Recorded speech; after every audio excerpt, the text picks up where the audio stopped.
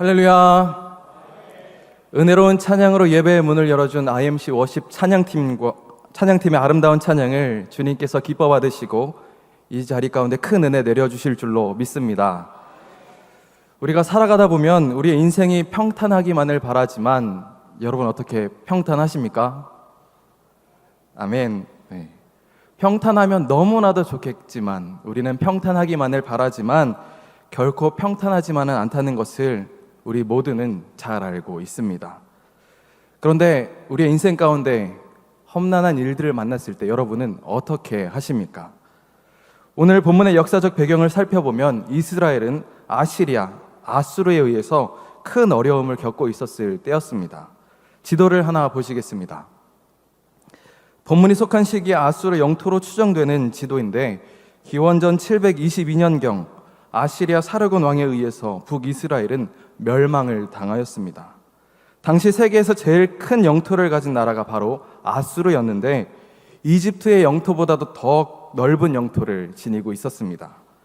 아수르가 이렇게 영토를 넓힐 수 있었던 이유는 아수르의 군사력 때문이었습니다. 당시 아수르는 획기적인 병기들을 사용하는 막강한 군사력을 지닌 나라였는데 벽화를 하나 보시겠습니다. 이 벽화에 있는 것은 당시 아수르에서 사용하던 공성 병기입니다. 오늘날의 탱크와 외형이 비슷해 보이는데 앞에 달린 무기를 사용하여 성벽을 무너뜨릴 때 쓰였던 그런 병기였습니다. 다음 그림을 보시면 아수르의 전쟁하는 모습을 그린 그림입니다. 이처럼 막강한 공성 병기 외에도 병거를 활용하는 등 오늘날로 말하면 항공모함과 신형 전투기를 보유한 미국과도 같은 위치였다고 할 수 있을 것입니다. 그러한 가운데 멸망한 북왕국 이스라엘에 이어서 남유다 역시 아수르의 표적이 되어 아수르의 침략을 받기 전이었습니다. 실제로 사르곤 2세를 이은 산헤립 왕 때 예루살렘을 표적으로 삼기도 하였을 만큼 이스라엘의 현재 상황은 어려움 중에 있었다라는 것이죠. 당시 이스라엘의 상황을 오늘날의 우리와 비교해 보자면 북한이 중국에 의해서 멸망을 당하고 중국이 우리를 치려하는 상황이라고 할 수 있는데 그럴 때라면 어떻게 해야 하겠습니까? 다른 누군가의 도움을 구해야 하지 않겠습니까? 아마 그나마 가까운 일본이나 강력한 군사력을 지닌 미국에게 지원을 요청할 것입니다. 마찬가지로 남유다 역시 당시 그나마 강해 보이고 가까운 애굽에게 도움을 요청합니다. 인간적인 생각으로 보면 당연한 일을 했다고 볼 수 있습니다. 그런데 그러한 모습을 보시고 하나님은 남유다의 지도자들을 향해서 패역한 자식들이라고 책망하십니다. 왜냐하면 하나님만 의지해야 할 하나님의 백성들이 하나님께는 묻지도 않고 애굽을 의지하려고 하였기 때문입니다. 이사야 30장 2절 말씀을 보면 그들이 바로의 세력 안에서 스스로 강하려 하며 애굽의 그늘에 피하려 하여 애굽으로 내려갔으되 나의 입에 묻지 아니하였도다라고 말씀합니다. 우리는 마주하는 어려움 앞에서 눈에 보이는 것들을 의지하려고 합니다. 다른 사람들에게 도움을 구하려고 합니다. 마치 애굽의 그늘에 숨으려고 하는 이 유다의 지도자들과 같이 말입니다. 그러나 하나님께서 원하시는 것은 애굽과 같이 눈에 보이는 것, 다른 사람들의 도움을 구하는 것이 아니라 그 전에 먼저 하나님 앞에 나와서 하나님께 도움을 구하는 것인 줄로 믿습니다. 여러분, 어려운 일 앞에서 다른 누군가에게 도움을 청해 보신 적이 있으십니까? 저는 시골에서 단독 목회를 할 때 옆집과 땅 문제로 마찰을 크게 빚었던 적이 있었습니다. 분명히 교회 마당이고 교회 땅이었는데 자기네 땅이라고 하면서 주차장도 마음대로 사용하고 폐 가전 쓰레기도 교회 마당에 쌓아두기도 하고 심지어는 교회 주차장에서 고사를 지내겠다고 하는 등 정말 많은 어려움을 겪으면서 마음고생을 많이 했던 때가 있었습니다. 그 문제를 해결하기 위해서 다른 집들에게 도움을 청하기도 하였고 또 다른 목사님들에게 조언도 구해보았지만 해결되지 않았습니다. 심지어 경찰들에게까지 문의를 했지만 그 일을 해결할 수 없다는 답변뿐이었습니다. 그러한 가운데 계속해서 기도했을 때 하나님은 어떻게 해결해 주셨냐면 지역에서 도로 확장 공사를 진행하게 하셔서 마찰에 있던 교회 땅을 군에서 모두 다 사게 하셨고 좁은 시골길이 확장되어 넓어지면서 여러 문제가 한꺼번에 해결되는 은혜를 허락하여 주셨습니다. 더 이상 그 집과 땅 문제로 부딪힐 일도 없게 되었고 어려웠던 교회 재정도 보상으로 인해서 넉넉하게 되었습니다. 이처럼 하나님께 도움을 구할 때, 하나님 앞으로 나아갈 때 하나님은 우리가 생각하지 못한 부분까지 세밀하게 해결하여 주시는 줄로 믿습니다. 하나님은 하나님 외에 다른 것에 도움을 구하는 것에 대해서 이렇게 말씀합니다. 우리 이사야 30장 7절 말씀을 합독하시겠습니다. 시작.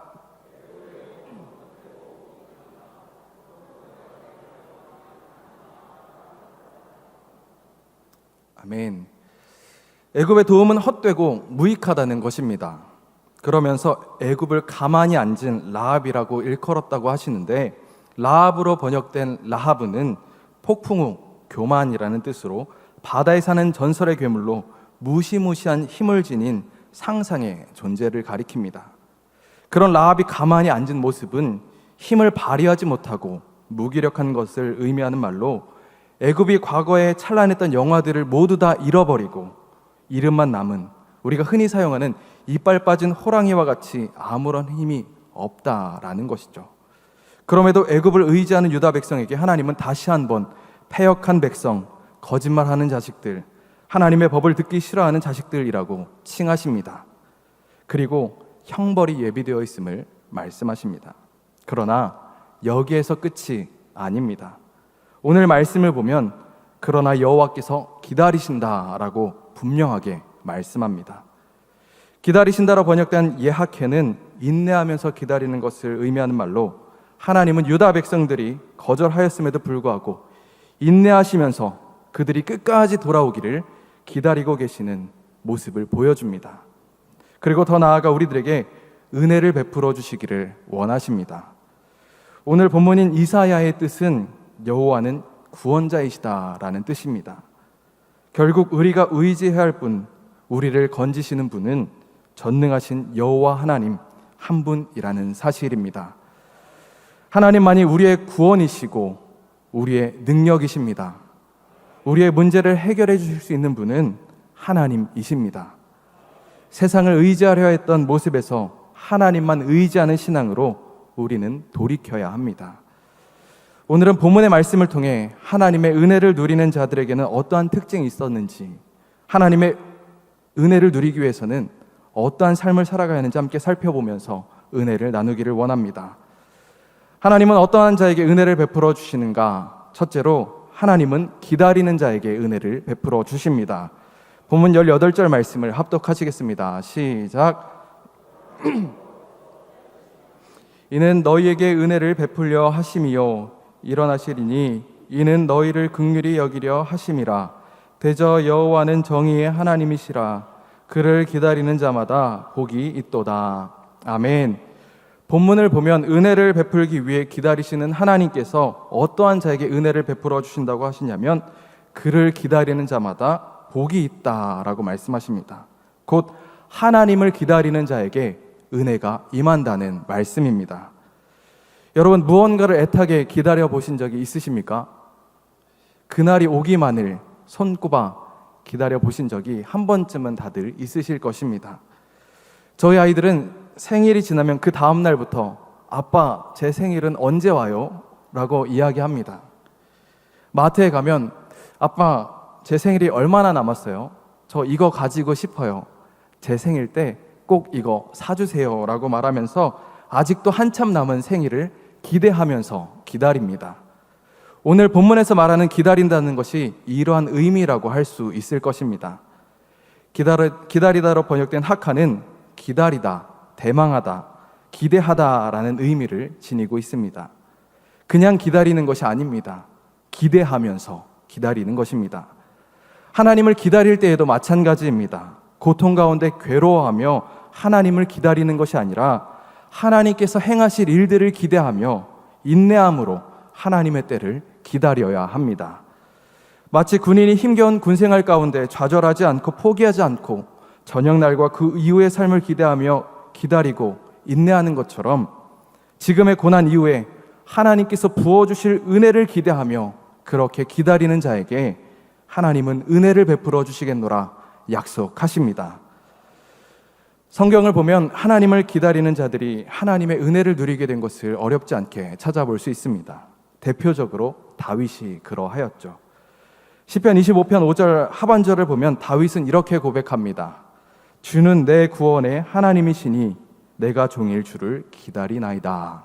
아멘. 시편 25편은 다윗의 탄원시로 어려움 중에 하나님의 도움을 구하며 고백한 시입니다. 다윗이 어려움 중에 한 일은 다른 것이 아니라 하나님을 기다리는 일이었습니다. 하나님의 도움을 기다렸다라는 것입니다.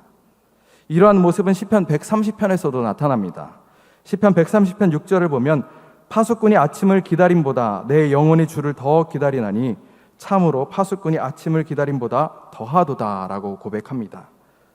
이 시편의 기자 역시 절망 중에서 하나님을 기다리는데 파수꾼이 아침을 기다리는 것보다 더 하나님을 기다린다라고 합니다. 파수꾼은 성벽이나 망대에서 적의 침입을 경계하는 사람입니다.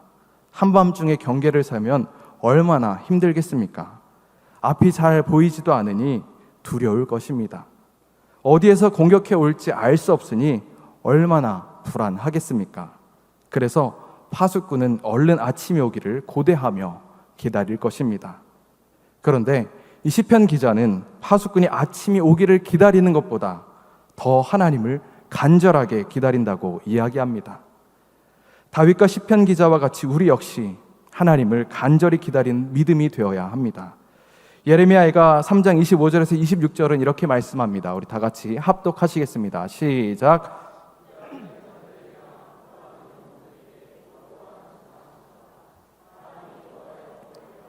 잠잠히 기다림이 좋도다. 아멘. 하나님을 기다리는 자들에게 하나님은 선하시기에 하나님의 구원을 바라며 잠잠히 기다리는 믿음이 될 때에 하나님은 은혜를 베풀어 주십니다. 바라기는 모든 상황 가운데 하나님을 기대하며 기다리심으로 선하신 하나님의 은혜를 누리시는 임마누엘의 모든 성도님들 되시기를 주님의 이름으로 축복합니다. 하나님은 어떠한 자에게 은혜를 베풀어 주시는가? 둘째로 하나님은 기도하는 자에게 은혜를 베풀어 주십니다. 본문 19절 말씀을 합독하시겠습니다. 시작. 시온에 거주하며 예루살렘에 거주하는 백성아, 너는 다시 통곡하지 아니할 것이라. 그가 내 부르짖는 소리로 말미암아 내게 은혜를 베푸시되 그가 들으실 때에 내게 응답하시리라. 아멘. 계속해서 보면 하나님은 백성들에게 너는 다시 통곡하지 않을 것이라고 말씀합니다. 왜냐하면 하나님께서 부르짖는 소리로 인해 은혜를 베푸시기 때문입니다. 여기에서 내 부르짖는 소리로 번역된 자아케카의 원형 자아카는 외치다, 소리치다는 뜻으로 절망의 때에 도움을 위하여 부르짖는 절실한 외침을 나타내는 말입니다. 다시 말하면 하나님은 하나님의 도움을 구하며 부르짖는 우리의 절실한 기도에 응답하신다는 것입니다. 하나님은 우리의 모든 필요와 우리가 원하는 것을 다 아십니다. 하지만 우리가 입술을 열어 하나님께 부르짖어 기도할 때에 그때 응답해 주십니다. 우리가 잘 아는 말씀 예레미야 33장 3절 말씀을 합독하시겠습니다. 시작. 너는 내게 부르짖으라. 내가 내게 응답하겠고 내가 알지 못하는 크고 은밀한 일을 내게 보이리라. 아멘. 여기에도 응답의 원리가 나옵니다. 하나님께 부르짖을 때 하나님께서 응답하신다고 말씀합니다. 부르짖는다는 것은 나의 연약함을 인정하는 행위입니다. 주님이 없이는 안 된다는 선언이며 오직 하나님만 의지한다는 믿음의 고백입니다. 그렇게 부르짖으며 고백할 때 하나님은 응답하여 주십니다. 여러분, 어려움 앞에서 혼자의 힘으로 하려고 애쓰지 마시고 하나님께 부르짖어 기도하시기 바랍니다. 나의 연약함을 하나님 앞에 고백하시기를 바랍니다. 그렇게 할 때 주님은 응답하여 주시는데 어떻게 응답하여 주신다고 말씀하고 있냐면 그가 들으실 때에 곧 부르짖음을 듣자마자 응답하여 주시겠다고 약속하십니다. 바라기는 하나님께서 우리의 절실한 외침을 들으시고 즉각 응답하여 주시며 은혜를 베풀어 주심을 기억하시고 하나님 앞에 기도하심으로 응답하시는 은혜를 누리시는 임마누엘의 모든 성도님들 되시기를 주님의 이름으로 축복합니다. 하나님은 어떠한 자에게 은혜를 베풀어 주시는가? 셋째로 하나님은 의지하는 자에게 은혜를 베풀어 주십니다. 22절과 23절 말씀을 합독하시겠습니다. 시작. 또 너희가 너희 조각한 우상에 입힌 은과 부어 만든 우상에 올린 금을 더럽게 하여 불결한 물건을 던짐같이 던지며 이르기를 나가라 하리라. 내가 땅에 뿌린 종자에 주께서 비를 주사 땅이 먹을 것을 내며 곡식이 풍성하고 기름지게 할 것. 그날에 내 가축이 광활한 목장에서 먹을 것이요. 아멘. 22절을 보면 우상을 철저하게 버리는 삶을 이야기합니다. 던지며로 번역된 티제렘은 흩뿌리다, 뿔뿔이 흩어버리다 라는 의미로 우상을 가루로 만들거나 아주 작은 조각을 내어 버리게 될 것이다 라는 말씀입니다. 즉 우상과 같이 하나님 외에 다른 것들을 의지하던 삶에서 벗어나 오직 하나님만 의지하는 삶으로 돌아와서 그들에게 곁을 내주지 말라는 말씀입니다. 철저하게 하나님만 의지하는 삶을 결단하는 것이죠. 이처럼 하나님의 은혜를 누리기 위해서는 우리 안에 있는 우상들을 뿌리째 뽑아버리는 결단이 반드시 있어야만 합니다. 성경은 하나님을 대체하는 것을 우상이라고 이야기합니다. 쉽게 이야기하면 하나님을 의지해야 할 우리가 하나님 대신 다른 것을 의지하는 것, 그 모든 것이 우상이라는 이야기입니다. 우리는 살아가면서 하나님 외에 얼마나 많은 것들을 의지하며 살아가고 있습니까? 부끄럽지만 저 역시 그럴 때가 너무나도 많이 있습니다. 때로는 물질을 의지하고 때로는 건강을 의지합니다. 때로는 관계를 의지하고 다른 사람들을 의지하려 할 때가 많이 있습니다. 여러분도 그렇게 하려 할 때가 있지 않으십니까? 지나고 보면 아무것도 아닌 것들, 허무하고 무가치하며 보잘것없는 것들을 의지할 때가 너무나도 많이 있습니다. 그런데 우상이란 원래 그런 것입니다. 우상의 원어인 엘리의 뜻은 아무것도 아닌 것, 허무하고 무가치한 것, 보잘것없는 것이라는 뜻입니다. 그러나 우리 하나님은 스스로 존재하시면서 능히 하지 못하실 일이 없는 전능하신 하나님이십니다. 존귀하시며 영원하시고 원인이 없으신 분이시며 우리를 구원하시고 인자하시며 절대 유일하신 하나님이십니다. 오직 하나님만이 우리가 의지해야 할 분인 줄 믿습니다. 잠언 3장 26절을 보면 세상의 모든 것을 누려보았던 지혜자는 대저 여호와는 내가 의지할 이시라 라고 고백합니다. 세상의 많은 것들을 누리고 의지하여 보았지만 하나님만이 우리가 의지할 분이시다라는 고백입니다. 이러한 사실을 기억하시면서 아무것도 아닌 무가치한 것을 의지하는 삶이 아니라 하나님만을 의지하는 삶을 살아가시는 저와 여러분이 되시기를 간절히 소망합니다. 그렇게 하나님을 의지할 때 하나님은 어떤 은혜를 주시느냐? 23절 말씀에 땅에 비를 내리심으로 풍성한 열매를 맺게 하시고 가축이 살찌게 되는 은혜를 주시겠다 약속하십니다. 다시 말하면 우리의 영과 육이 부족함 없이 풍성한 은혜를 누리도록 필요한 모든 것을 공급해 주시고 채워주시겠다는 약속입니다. 혹 지금의 삶 가운데 부족한 것이 있으십니까? 채워지지 않는 것이 있으십니까? 어려움이 계속되고 있으십니까? 혹여 그렇다면 하나님 외에 다른 것을 의지하고 있지는 않았는지 스스로 돌아보시기 바랍니다. 다른 것을 의지하던 삶에서 돌이켜 결단하심으로 하나님만 의지할 때에 하나님은 우리의 영과 육의 모든 필요를 채워주시는 은혜를 부어주십니다. 바라기는 하나님만 의지하심으로 하나님이 부어주시는 모든 은혜를 누리시는 임마누엘의 모든 성도님들 되시기를 주님의 이름으로 축복합니다. 오늘은 이사야 말씀을 통해 깨닫게 된 것처럼 하나님은 하나님을 기다리고 하나님께 기도하고 하나님만 의지하는 자에게 회복의 은혜를 허락하십니다. 26절 말씀을 보면 하나님께서 자기 백성의 상처를 싸매시며 그들의 맞은 자리를 고치시는 날에는 달빛은 햇빛 같겠고 햇빛은 7배가 되어 7날의 빛과 같으리라 말씀합니다.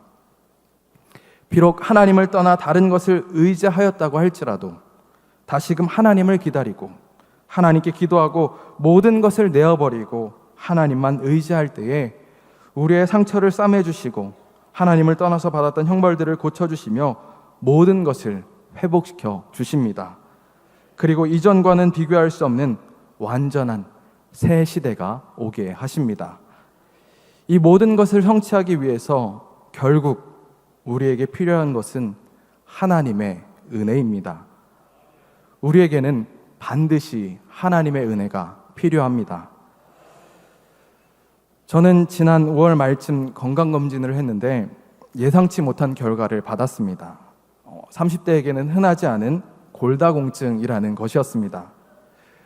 제가 그 이야기를 듣고 얼마나 억울했는지 모릅니다. 운동도 나름 열심히 하고 있었고 먹는 것도 나름 잘 챙겨 먹고 있었다고 생각했었기 때문입니다. 그런데 골다공증을 고치기 위한 의사의 처방은 의외로 간단했습니다. 처방해준 약을 꼬박꼬박 잘 챙겨 먹고 햇빛을 많이 쬐라는 것이었습니다. 햇볕을 쬐면 생기는 비타민 D가 칼슘 흡수를 돕기 때문에 하루에 30분 이상 햇볕을 쬐면서 걸으면 이 골다공증은 금세 호전될 것이라고 이야기를 해 주었습니다. 그 이야기를 들으면서 묵상하게 된 것이 있습니다. 아무리 열심히 뛰고 땀 흘리며 운동을 해도 햇볕을 쬐지 않으면 우리에게는 결핍이 있을 수밖에 없는 것처럼 우리가 아무리 열심을 다하고 최선을 다해 노력해도 하나님의 은혜가 우리에게 임하지 않는다면 우리의 모든 노력은 헛될 수 있다는 것과 결국 우리에게는 하나님의 은혜가 필요하다라는 사실입니다. 우리는 하나님의 은혜가 임해야만 온전히 살아갈 수 있습니다. 사랑하는 여러분, 하나님의 은혜를 사모하시기를 바랍니다. 하나님의 은혜가 없이는 우리는 영적 골다공증의 상태, 언제든지 부러질 수밖에 없는 그러한 상태로 살아갈 수 있음을 기억하시면서 결국 우리가 구해야 할 것은 하나님의 은혜임을 고백하시고 그 은혜를 누리시는 저와 여러분이 되시기를 주님의 이름으로 축복합니다. 기도하시겠습니다. 할렐루야. 사랑과 은혜가 풍성하신 하나님 아버지, 오늘도 주님의 전에 모여 주님을 예배하게 하여 주심에 감사를 드립니다. 저희들 주님을 떠나 살던 삶에서 돌이켜 주님의 은혜를 구하는 삶이 되기를 간절히 원합니다. 주님의 은혜가 없이는 결코 한순간도 온전할 수가 없음을 고백하오니 주님, 저희들에게 은혜를 내려 주시옵소서. 주님보다 앞서지 않게 하여 주시고 겸손히 주님을 기다리는 믿음이 되게 하여 주시며 주님께 부르짖어 기도하여 즉시 응답받는 믿음이 되게 하여 주시옵소서. 또한 연약하여 눈에 보이는 것들을 의지하지 않게 하여 주시고 오직 하나님 아버지만을 의지함으로 메마른 저희들의 인생 가운데에 촉촉한 은혜의 단비를 부어주시고 풍성한 열매가 맺히게 인도하여 주시옵소서. 이번 한 주간은 담임 목사님을 통해 주신 감사합니다라는 말을 자주 하겠다는 결단을 지키기를 원합니다. 우리의 삶에 허락하신 은혜들을 기억하며 감사하는 한 주가 되게 하여 주시고 감사의 고백 위에 아름다운 역사가 가득하게 하여 주시옵소서. 이제는 우리 주 예수 그리스도의 은혜와 아버지 하나님의 사랑하심과 성령님의 교통하심이 하나님의 은혜를 사모하며 그 은혜를 간절히 구하는 모든 임마누엘의 성도들 가운데에 이제로부터 영원토록 함께 하여 주시기를 간절히 축원하옵나이다. 아멘.